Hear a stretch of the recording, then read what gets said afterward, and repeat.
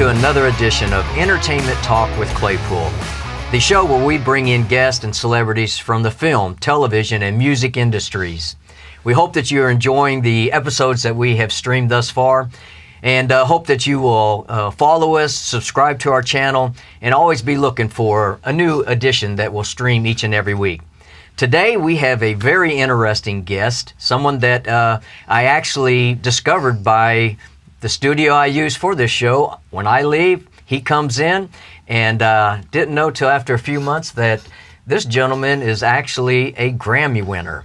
He's been in the industry for 3 decades, and so I would like to introduce my special guest, Raymond Boyd, right? That's right. Hey, Clay. Appreciate you joining us today. Thank you for having me, man. I really appreciate it. So you got a very successful career that you have thus far. It's crazy. You have been, and we found out that actually occasionally our paths have crossed and we didn't even know it until we started talking, and we started doing some, investigating on, when I was looking up information on you for the interview, and it was like, oh my gosh. I guarantee you we've been in the same rooms at the same time. I think we have. I think we have. Because I know we've been in probably the same building at the same time. Right, for sure. Not outside of this studio. Right. But just in our paths, in our careers. So. Right. So I'm going to read a little bit here about you real quick. Go ahead. So Raymond Boyd is a Grammy Award-winning session drummer and producer. Right. He has worked with the likes of Jonas Brothers, Amy Grant, Israel Horton, and he is currently serving as the executive pastor of Renovate Church in Leander, Texas. That's right. So you have, and also DC Talk, one of my favorite, I call them Christian rock. I don't know if that's the right term for it, but I used to listen to them a lot. And of course, they later broke up, and I think they went their separate ways, and some of them have still continuing today in the music industry. That's right. You're also, your education, I was impressed. You have a bachelor's degree in arts, in the entertainment and media management. Right. And you're also the founder and CEO of LYV Media. Right. So before we get into, you have a lot here. That's crazy. And that sounds a lot when you read it on paper. Well, it is. I don't think that in the entertainment world that until you actually look, right. Like for myself being an actor. I have a resume that I put every single thing I've ever done since I'm in the industry. Yeah. And that's only for me. Right. And then I have a resume that's strictly for commercials. I got a resume that's strictly for acting. Right. But when you look at everything, and when you look at everything that Raymond has here, it's like, you've been a busy man. Right. Wait a minute, you are a busy man. Because you're just leading your life, right? And just walking down paths and going through open doors, So you're kind of walking through. So I take it you're a man of faith. You're a Christian. Yes. So tell us a little bit of how you got started into this music industry, and it's really more than just the music industry. You're a producer. Sure. You to me, I think you're multimedia. You have a lot of facets of your talent. Right. So is this something that you got really into during college, or did it start before that you had an interest in it and you already were talented? Yeah, I was actually in a band growing up when I was like 16, 17 years old. Okay. And you know what, I just realized this, I think it was a couple of months ago, I was talking to a friend of mine, and I just realized that the church that I was in when I was growing up, I grew up in Hampton, Norfolk, Virginia Beach. Okay. And I went to this church. It was Bethel Temple Assembly of God at the time. I think it's called Bethel now or whatever. But it was a church. I mean, it was a good size, about 1,000, 2,000 people.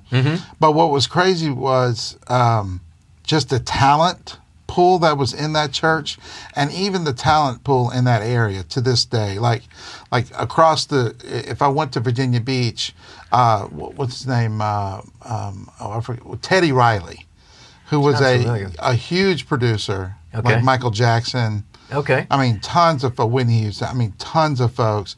He started a studio there. Well, in Virginia Beach was just 30 minutes from me, right? Well, Pharrell Williams was a part of that studio, and I don't know if you know who he is. The Happy song, "Well, I'm Happy." Oh yeah, that's Pharrell. The Neptunes. I mean, huge producers. So they were there. Timberland. I don't know if you know Timberland. He did what's one? Missy Elliott. Huge producers. They were all there. We were all in the same area at the same time. Interesting. Just not together, right? Right. So that area, people could. It's almost like everybody could sing, right, and do it well. So are you a singer as well? I'm not. Well, I can. Go ahead. Sing, Let's hear you. I'm not really a singer, right? Okay. But in that area, there were so many talented people, and our church was really an anomaly, especially as I look back on it now. We were making choir records back in the 80s. We were actually recording. In fact, not only did we do a main choir record, but we did a youth band record, which I was on, and then we did a kids record. Interesting. So we were doing all sorts of recording. So I've been involved in recording since I was 15, 16. It was just nuts. And then also in Virginia Beach was a much bigger church called Rock Church. Okay. What's their but yeah, anyway, so they were doing television because CBN with Pat Robertson was also in Virginia Beach. Oh, okay.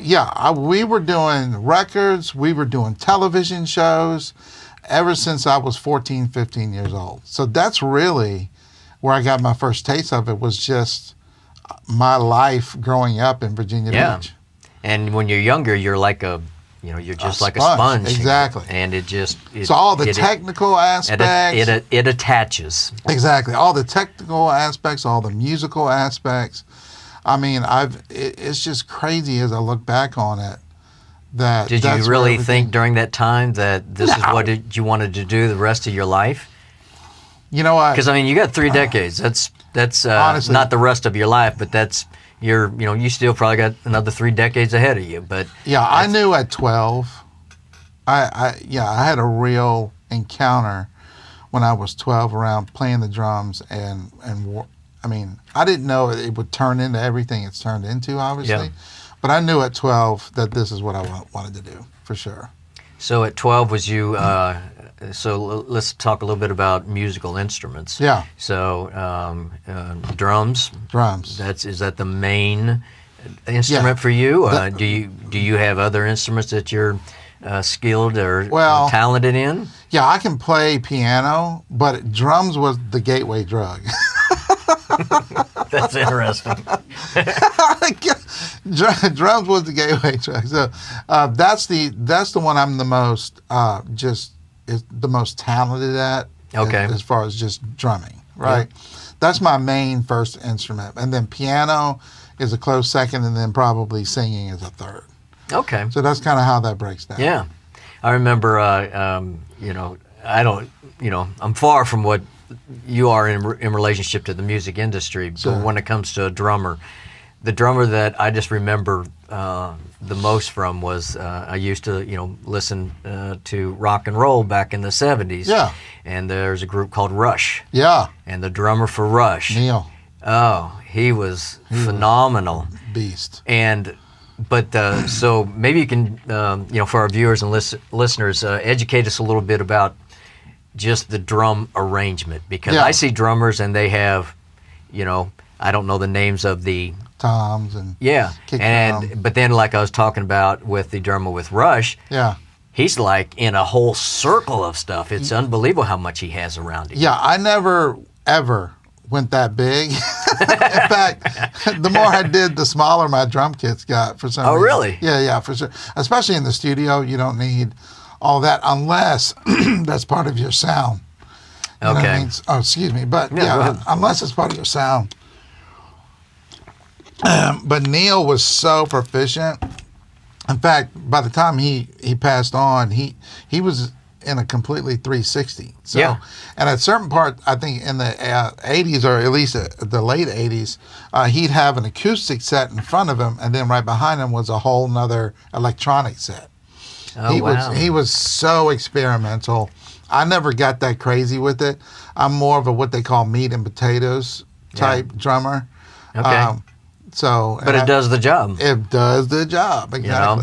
And a lot of people may or may not notice the difference when it comes to a song as to what that setup is, Right, or whatever. right, you know, right. in the music, what the drum set is. Yeah. So, but it always amazed me the various setups of drums. You Yeah, know? for sure. And what about technology? I mean, because you just mentioned about electronic sets. So, Yeah.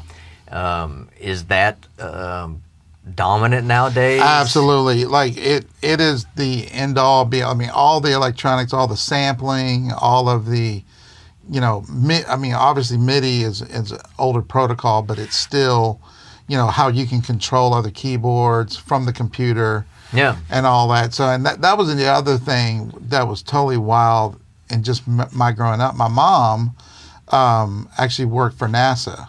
Oh. Growing up. So early on, like I can remember in the late 80s, we had computers in the house. In fact, in the early 90s, she was what they call telecommuting, where she would work from home, log into the NASA mainframe, and then do her work. So that started a long time ago, didn't it? Yeah, it's like I've been around computers and technology literally all my life. Yeah. So, well, if you're in the music industry, I would think you... Movies and film, like honestly, for movies and film, we use it, with Pro Tools. So, since you bring that up, have you done, have you been involved in music for film and television? Oh, yeah, Or is it just, musical artist?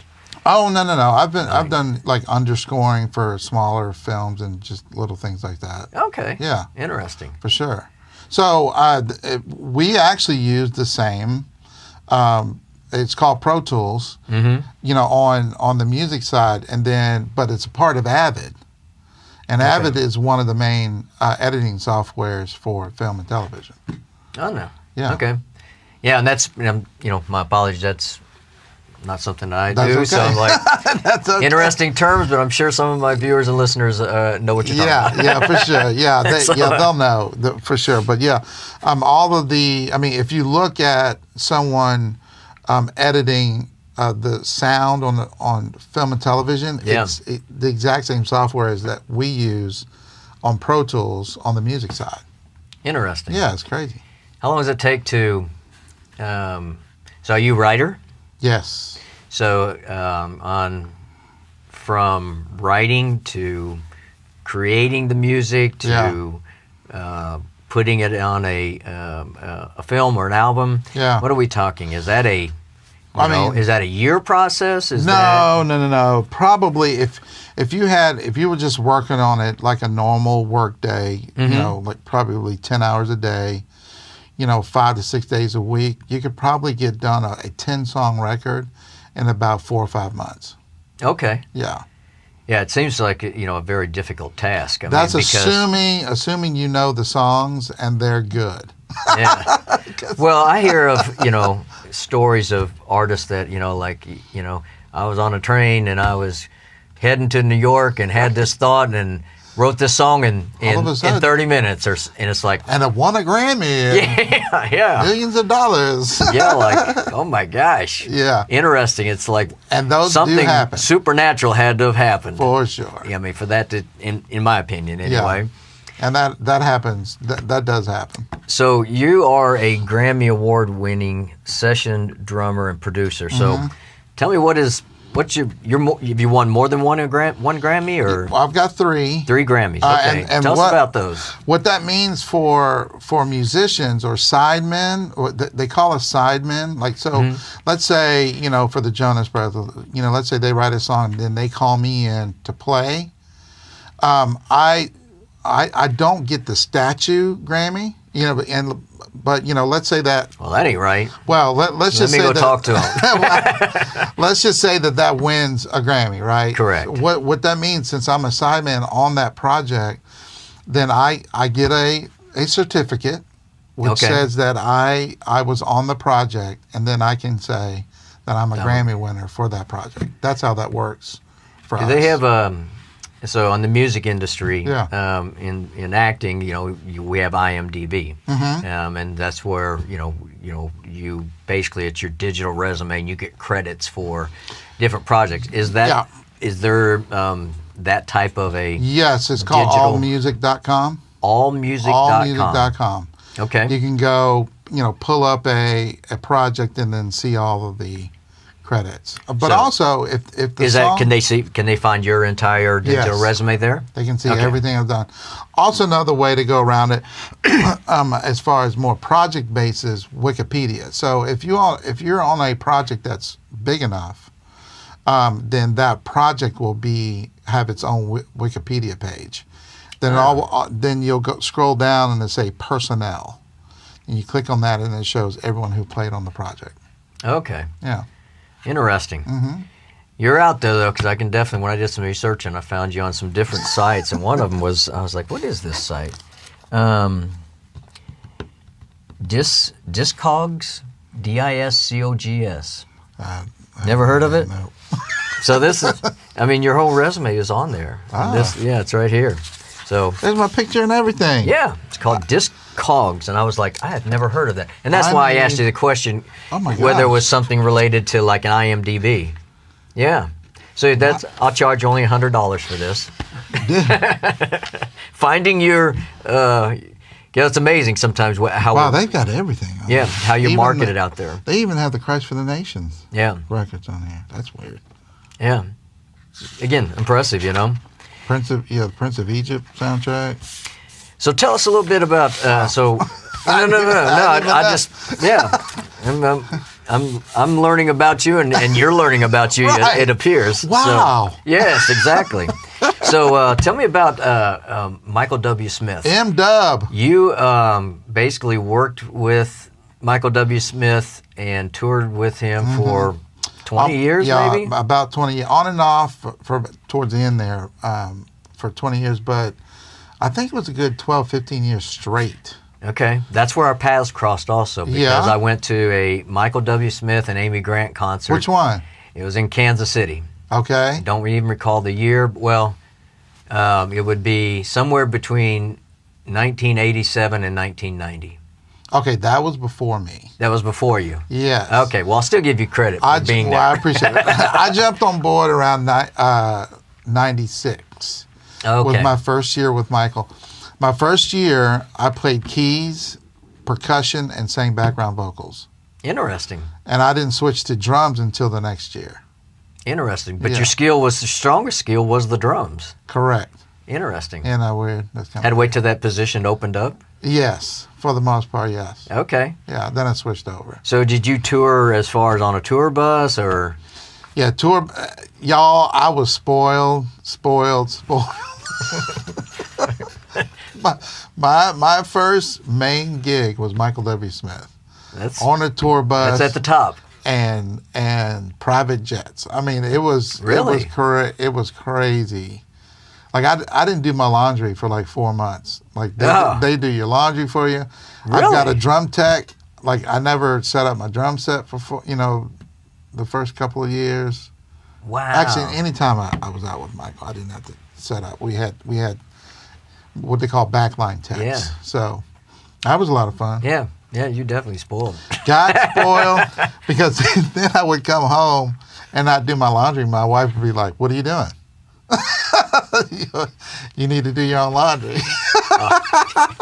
So, wait a minute, you come home and expect her to do it? Yeah, She's like, it don't work this way, honey. It wasn't a conscious expectation, but I guess it kind of was. Yeah. And then I was like, "Oh, okay. Well, because I'm leaving tomorrow, Reality hits you in the right? face. I better do my laundry." Oh, yeah. Some And things you then gotta do when yourself. kids hit, even more reality starts coming. So So you have any interesting stories from, your with some of the celebrities that you've been with? I mean, personally, I consider you a celebrity. But some of the artists that you have worked with, do you have any interesting stories that are you're okay to share? Sure, funny sure. or whatever the case may be. Well, I've got two. So number one, whenever we were, especially in the summer, we flew private most of the time in the summer. So I remember this one day in particular.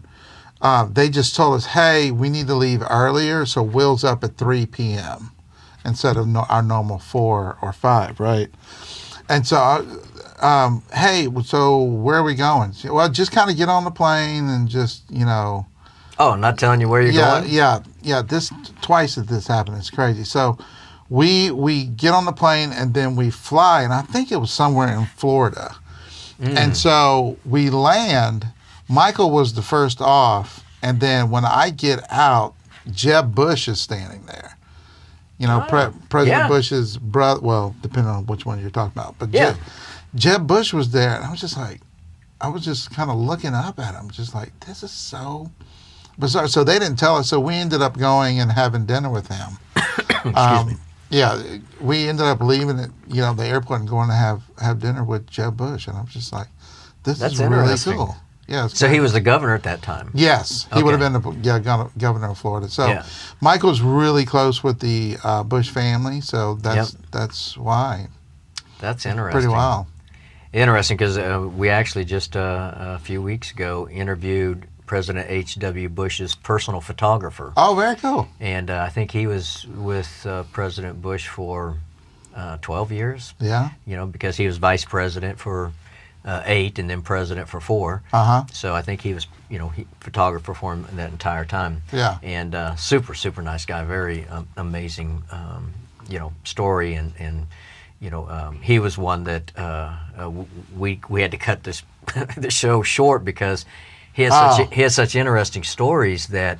Yeah, he was the official photographer, right? Yeah, he went everywhere the president went. Exactly. And it's so wild. Yeah, so we'll probably get him back here to do an interview for. After that, he became the head.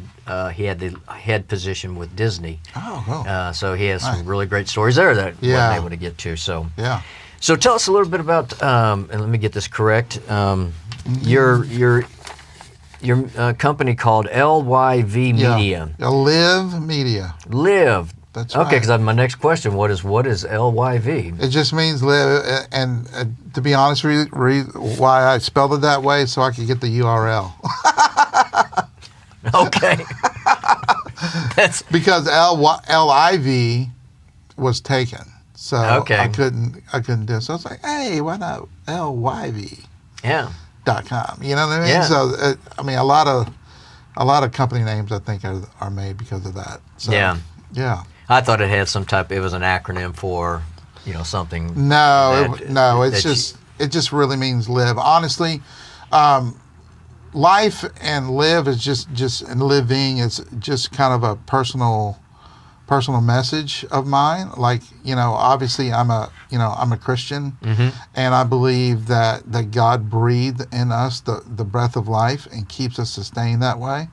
And I just want to do anything that I'm doing. I want to have the life of God in it, and just in order to see help people, make it through life, but also just that their lives count for something and that their lives are just meaningful and just have life in them. Yeah. Right? So that's kind of, and then also in 2018. So that's the, I guess the company's statement? Well, no, not necessarily. The company is just simply a content company. Okay. And so, but that's just a personal brand that I like to bring forth. Okay. Yeah.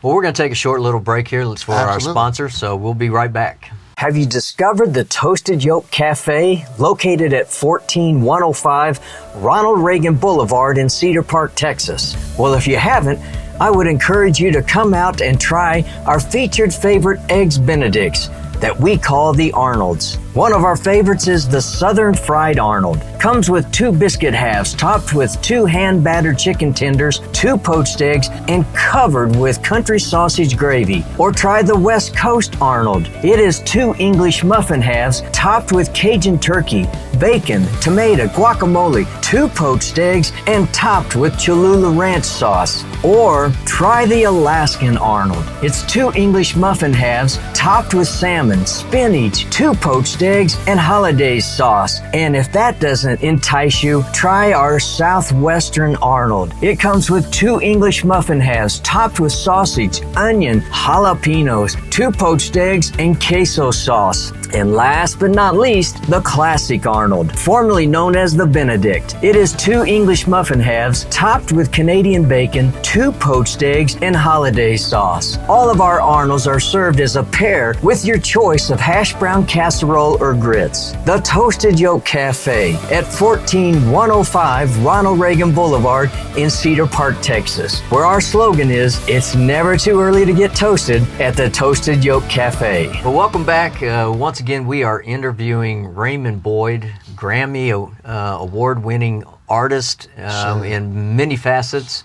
So where we left off, we were talking about your company, LYV Media. Mm-hmm. So can you go a little bit in depth, just what all the services are, what that company provides? Right. So it's mainly content. So what we, if there is any kind of statement, it is we love to discover, develop, and then distribute creative content to the world. Okay.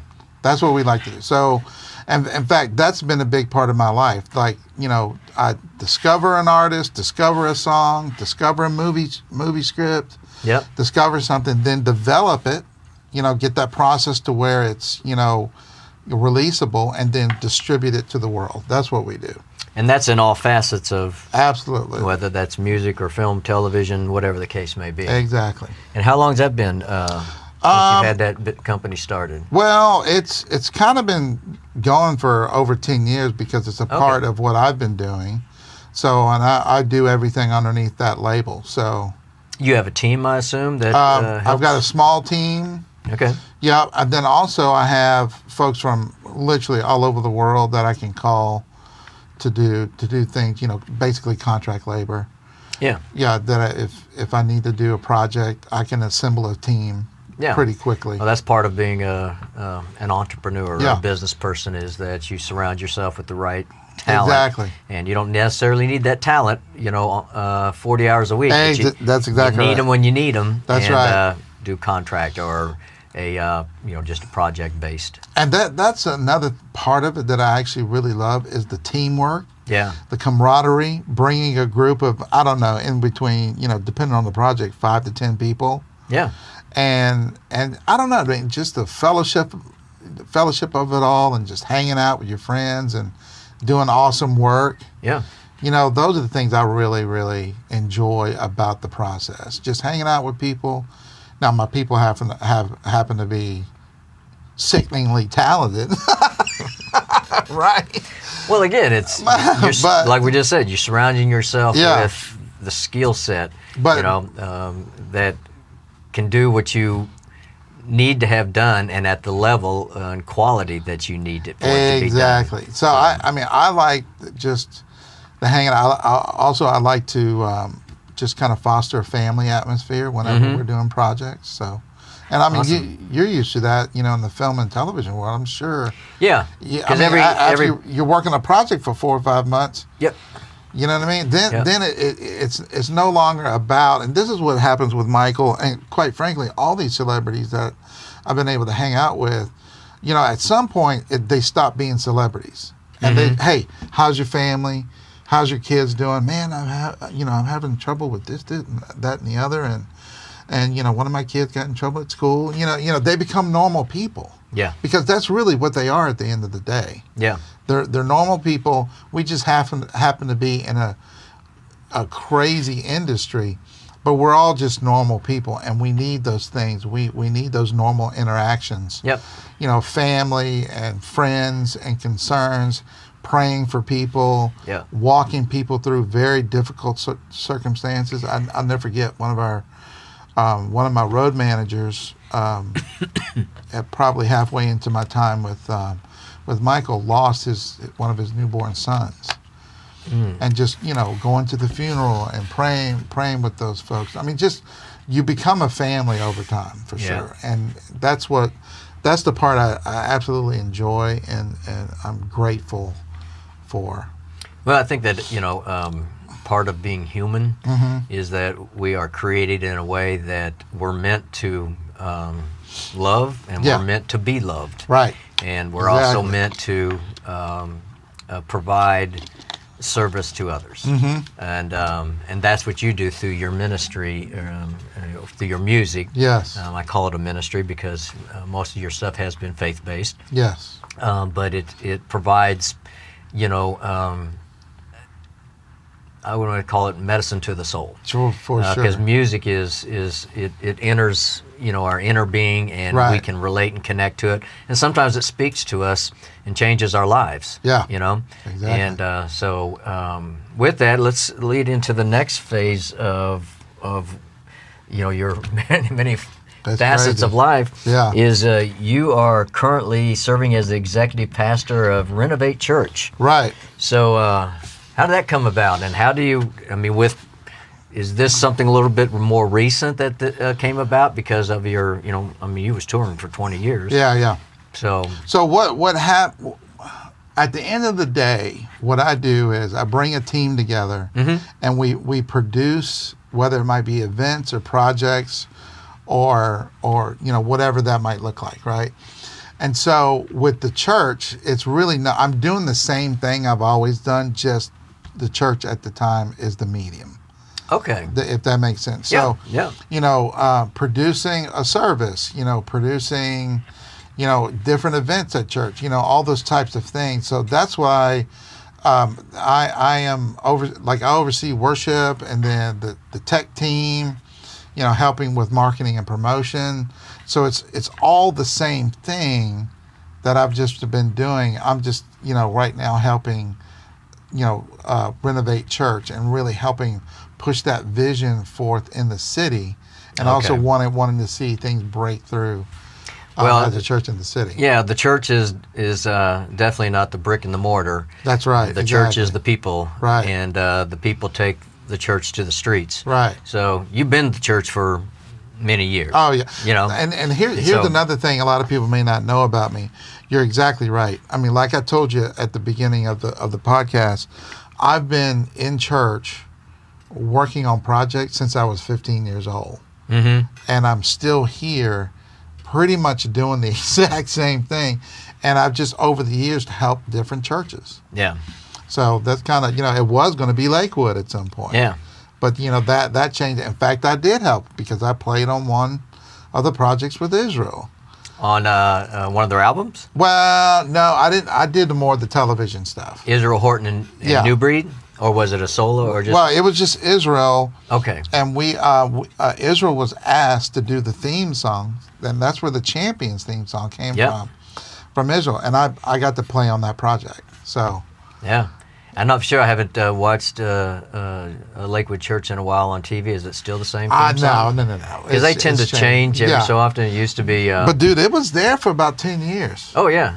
they it lasts a long time because it becomes their, it's their brand. It's their logo. Not the logo. It's their brand. It's their sound. It's what they're known for. Exactly. So whether it's the church I grew up in, the church I'm working, with now. Lakewood, just different things. Yeah. It just the church is a part of my life, and I will always be in the church. And I will no matter what's going on, I will always help churches and help realize their vision. It's a great life to live. Yeah, it's fantastic. So as we get closer to the end of our interview here, as we last thing I think is I always like to ask my guests, do you have any just golden nuggets or inspiration for our viewers, our listeners, that those that may be in the industry, those that may have an interest in getting in the industry, or just in general, that would be a golden nugget, something inspirational, something motivational for our viewers and our listeners? Sure. Well, there's a book out there called Blue Ocean Strategy. I don't know if you've ever heard of it. So basically the premise is red oceans are where there's lots of competition and where there's tons of people, tons of interest, tons of things. And whenever you're starting something or creating something from the ground up, that can be a hindrance, right? And then also there's usually with that competition, it costs a lot of money. Let's say if we wanted to, start a burger chain. Yep. Well, you got McDonald's, you got, all that would be red ocean. So what the book encourages you to do is go to blue oceans, places, something new that no one else is doing. Go after strategies that or different industries that maybe no one's in right now. And I love that book because, like, I've tried to live my life that way. Like, I understand there's a lot of competition over here, but what about this over here that no one's in right now? You know what I mean? So that's what I would really encourage people to do is look out of the box. If you're in the movie business, let's say, and everyone's doing action adventure films. Right. Well, go over here and do a rom-com. Yeah. Go over here and do a drama, or do comedy. Something animated. Yeah. Just come like do something different.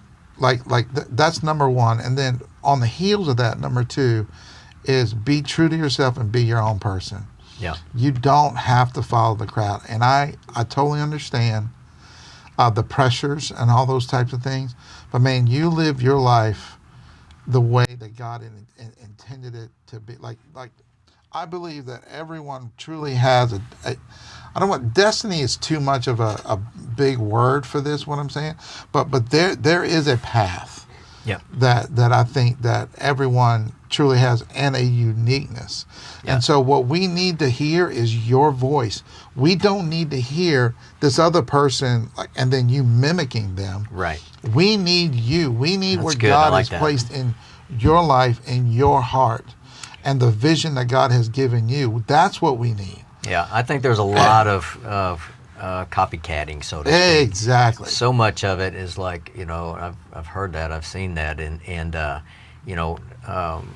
with my sons and for myself, the one thing that I, what you're saying is just right on. Yeah. Is that, you got to follow your heart's desires, your goals, and I'm a firm believer that God, He'll open up doors where they need to be opened, and He'll close them where they need to be closed. Exactly. And you need to follow that path when they open, and don't try to force yourself through doors that are being closed. Right. But you have to be the one that goes in those directions and not listen to all the voices around you. And some of the most discouraging voices are those that are close to you. Exactly. It could be family, it could be friends, it could be colleagues, but sometimes that path you just may need to kind of keep to yourself because there's dream breakers out there. Yeah, I was just talking to an artist literally last week, and they sent me the music. Hey, what do you think? And so it sounded just like another artist. Oh, okay. And I understand what they were trying to go for, but I got on the phone and I said, hey, we already have this artist. They're already out here. And let's just be honest, they're probably doing it better than you. What we need to hear is your voice and what you sound like and who you are. Right. So go back to the drawing board and get some, because that's another reason why I love the name Live, is because back in 2018, I don't know if people might remember this, Anthony Bourdain committed suicide. He was like a famous chef that was also on television quite a bit. Okay. Called No Reservations, and then he got a big CNN contract. Yeah. But he was traveling the world it was a travel and food show, and I loved it. And Anthony Bourdain committed suicide. There was another, I think Kate Spade, who was famous in the fashion world, committed suicide, like 2 suicides in the same year. And I was just so upset by it. I was like, why are these creatives committing suicide? Like, what is going on? They need to live. Can you imagine all of the art now that's gone that they could have put forth in the world? Because that's what happened. Whatever reason they decided to do that. Like everything, their creative line is over now. And how much more could they have produced and created and for generations to come? For generations to come. Yeah. And that's why I just like Live, and that's why I encourage people.